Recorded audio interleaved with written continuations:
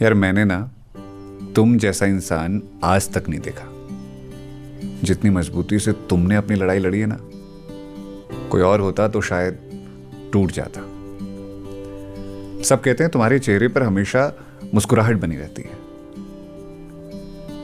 पर मैंने तुम्हारी हंसी के पीछे का दर्द, तुम्हारी खामोशी और तुम्हारे आंसुओं को देखा है। इसलिए तुम कभी खुद को आम मत समझना।